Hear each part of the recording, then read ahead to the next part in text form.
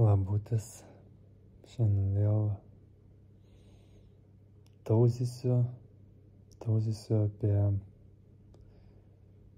tokį praktinį būdą, paprastą labai būdą, kaip galima neapsisunkinant per daug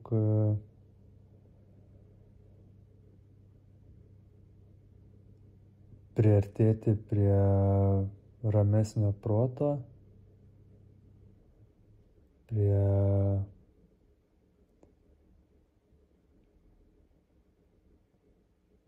mažiau susikuriamų vertinimų, taisyklių. Tai reiškia, kad daugiau laisvės pačiam gyvenimui,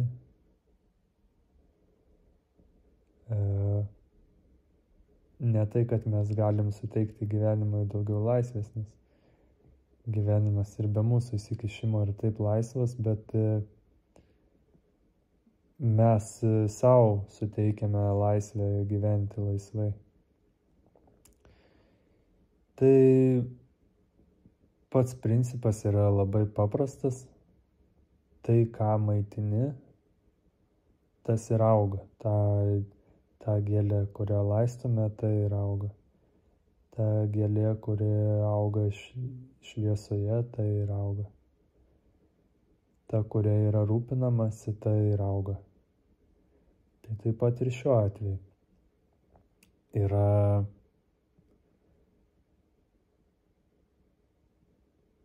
dvi mūsų pusės. Jau galima ir daugiau priskaičiuoti, jeigu yra noro ir fantazijos. Bet iš principo yra dvi. Yra tas vidinis aš, kuris stebi. Ir yra protas, kuris yra stebimas. Ir juslės, kurios yra nuolat stebimas. Ir protas dar vadinamas kaip ego, asmenybės toks vienetas, jisai žino, kad yra stebimas.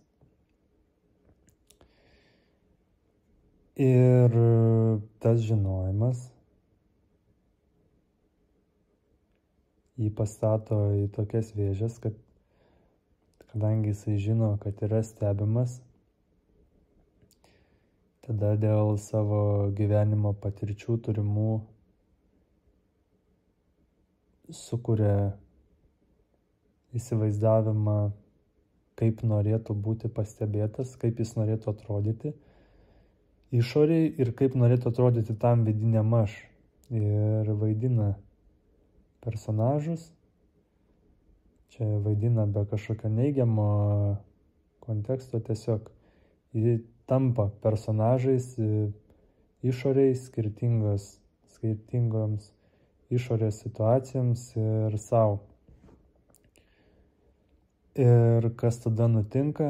Nutinka tai, kad kiekvienai situacijai reikia skirtingo, kaip ir kiekvienas personažas spektaklį turi skirtingą kažkokį tai kaip kontekstą, skirtingą informacijos kiekį ir specifiką, kuri apibrėžia, kas tas personažas yra. Ir norint išlikti to personažu, reikia laikytis tose rėmuose. Ir ką tai reiškia ego atveju, proto atveju? Tai reiškia, kad jisai turi derintis prie aplinkos tam, kad išliktų tuo, ko jisai įsivaizduoja, kad nori būti. Ir kuo save sukuria tokį, kuo labiau save nori sukurti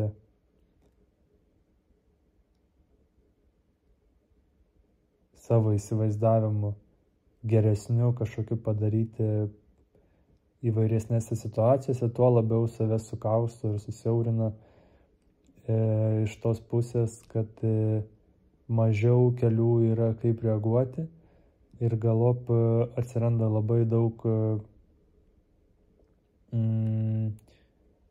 vidinio konflikto, nes situacija viena gali, pavyzdžiui, reikalauti vienokio vaidmens, kita situacija gali reikalauti kitokio vaidmens ir tos situacijos susiliejusios.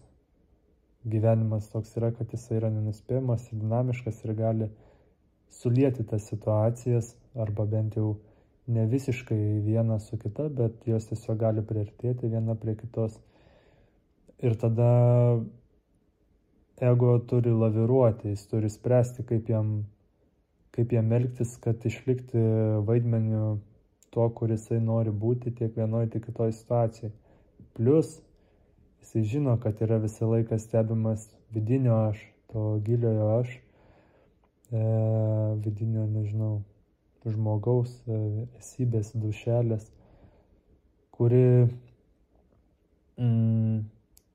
nevertina, jį tik mato,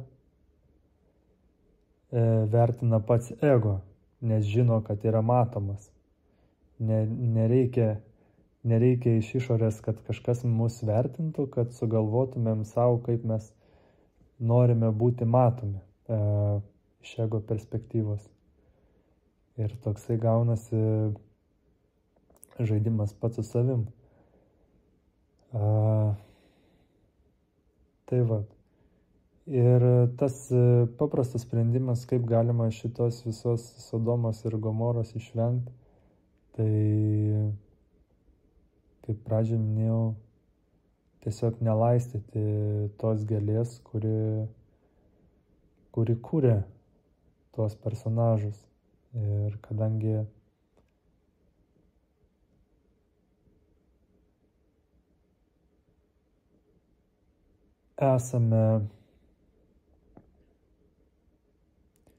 iš tiesų mūsų esybė yra artimesnė stebinčiajam aš nei ego, tiesiog su ego ilgainiui susitapatinam. Tai suvokdami galim pastebėti tam tikras situacijas, kuomet mes bandom kažkuo tai būti, kuo iš tikrųjų nesam. Ir vargstam, jaučiam įtampą. Ta įtampa gali pasireikšti labai subtiliai, nes dažniausiai personažo to, dėl kurio stengiamasi, mes jo norim, tai jeigu mums pavyksta, mes galim pajausti džiugesį, mes galim pajausti kažkokius malonius išgyvenimus, bet visa tai yra savo keliamos įtampos ir energijos kaina. Kai mes esam laisvi nuo personažo,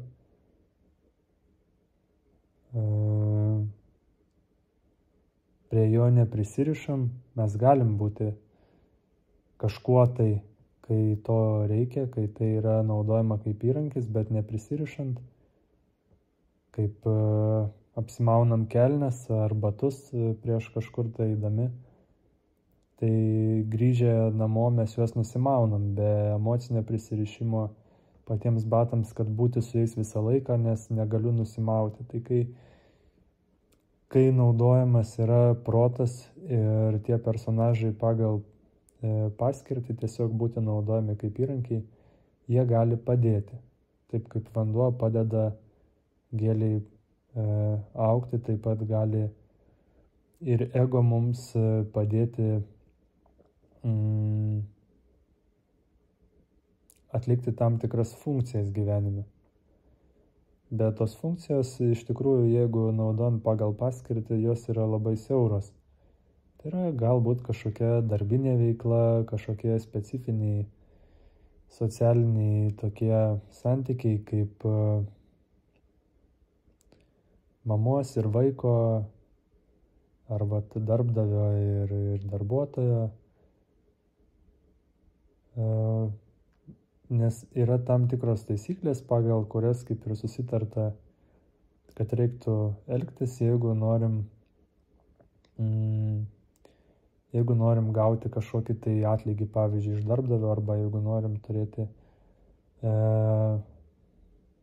tokį įtampos nekeliantį santykį su artimaisiais, tai jie dažnai, niekas kitas taip nesukuria ryšio kaip mūsų užauginimas. Ir mamai mes visą laiką būsim sūnus ar dukros, nes iš jos išėjom, jinai užaugino. Tai nepaisant to, kad neturim jokios atsakomybės elgtis taip, kaip tėvai sugalvoja, kad turėtumėm elgtis, bet tam tikras tas socialinis vaidmuo jisai išlieka. Tai klausimas, kiek mes prie jo prisirišę. Ir tada ir gaunasi, kad jeigu mes patys esam prisirišę prie vaidmens ir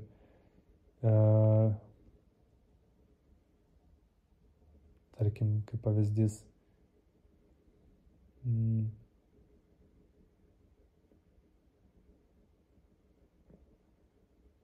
nesugalvoju pavyzdžio, dabar neveikia galva.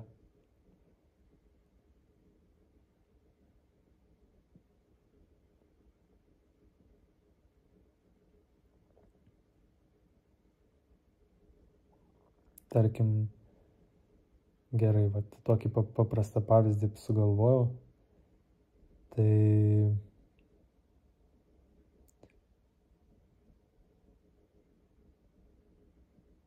atėjus į mokyklą mes tampam mokiniais. Tai yra vaidmuo, kuris, jeigu mes norim mokytis toliau mokykloje, tai turim priimti tą vaidmenį. Ir išėjus mums iš mokyklos mes mokiniais kaip ir galime nebebūti. Yra, žinoma, namų darbai, čia jau priklauso nuo to, kokie norime, kad būtų mūsų pasiekimai toj mokyklai. Kai kurie galbūt yra namų darbai, kurie ir užtikrina ten buvimą būti mokiniu.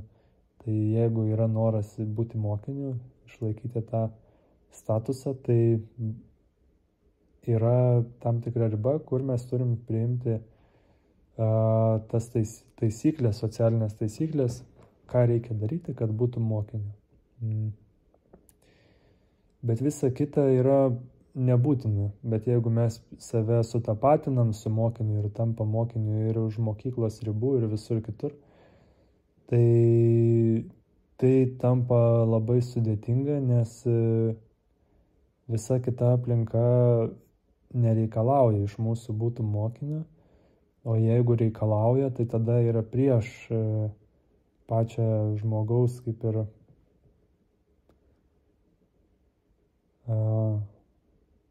net galbūt ne prieš, čia nusišnekėjau šiek tiek iš dalies, nes kaip, tarkim, vėl aš paimsiu, žiūriu dabar į augalus, tai gaunasi kaip buvimas mokiniu visur, visada, kiekvieną akimirką už mokyklos ribų. Tai tas pats, kas padėti augalą augti ir uždaryti jį į tokią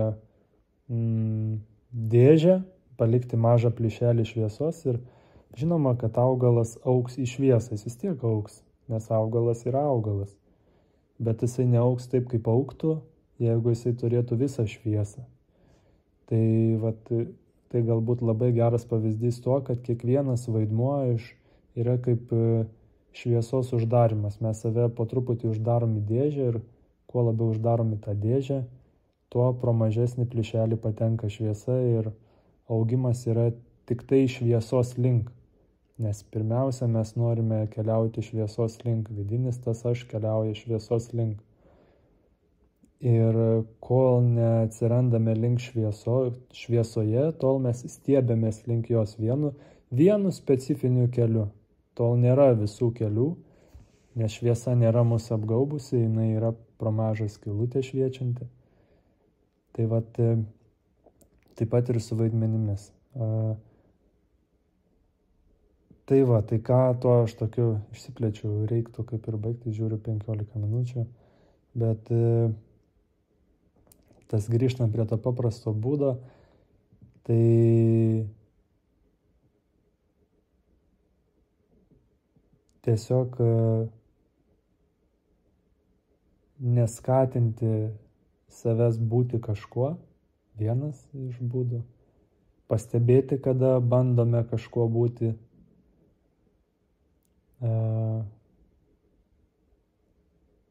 Kitas dar dalykas, galima tiesiog aktyviai, sąmoningai nesiimti veiklų, kurios jautrina protą ir leidžia jam džiaugtis juo pačiu. Tai yra antiprotinė veikla. Tai nedaryti nieko, dėl ko reikia protauti. Galima tiesiog būti, stebėti. Tai pradžiai gali būti nemalonu, gali būti diskomfortas, nes protui norisi jausti svarbiam, norisi būti atpažintam, protas nori, kad jam būtų padėkota, nori juo pasidžiaugti, pats savimi nori pasidžiaugti, tai nieko nedarimas. Tiesiog pačio proto stebėjimas jam yra pradžiai gali būti nemalonus, nes jisai nemėgsta būti stebimas. Kol dar esam protė, jisai tada jaučia tokį, kad lyg jisai turi būti kažkoks, nes jis yra stebimas. Bet ilgainiui, negavus jam galios, jo nestimuliuojant ir neauginant, kaip raumens, netreniruojant, jisai tiesiog pasiduoda. Pasiduoti gali ir kitais atvejais, jeigu kaip tik jisai yra labai užbujojęs, kol galiausiai tiesiog persitempia ir pervargsta. Ir žinoma, jisai gali bandyti pasidavęs ieškoti kitų būdų, kaip sugrįžti, nes yra nuolatinėme galios norėjime, nuolatinėme kontrolės ieškojime.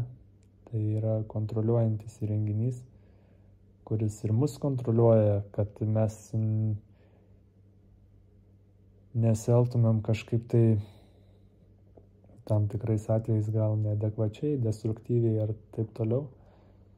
Tai yra įrenginys, kuris priima jutimus, kuris juos analizuoja ir vertina. Tai tiesiog pastebėti, kada mes juos susitapatinam ir kada jisai mus skaudina ar kada džiugina.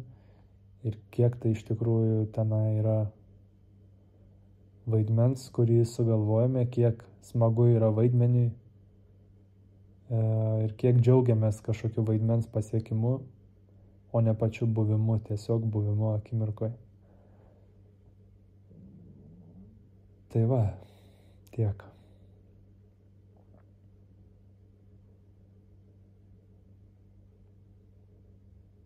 Taip, viskas.